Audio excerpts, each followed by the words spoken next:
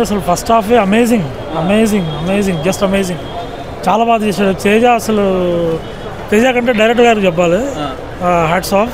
First half చాలా బాగుంది. ఇది నేను ఏదో వాంటెడ్లీ చెప్పట్లేదు మీ కెమెరా ముందు.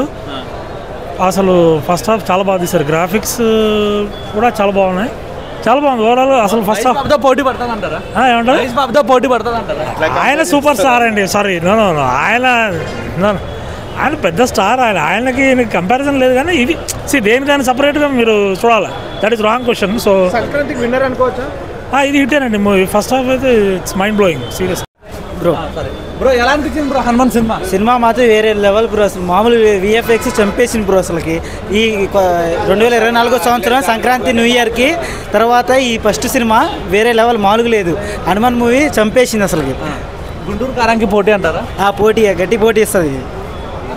అన్న హనుమాన్ ఇప్పుడు చూపించిన హనుమాన్ సీన్స్ కానీ ఆ ఎలివేషన్స్ కానీ చాలా బాగా చూపించాడు అన్న. సినిమాటిక్ యూనివర్స్ ఉంది కాబట్టి ఇంకా లెవెల్ 12 ఉన్నాయి అన్న హనుమాన్స్. ఇది ఇప్పుడైతే చాలా బాగుంది అన్న సినిమా.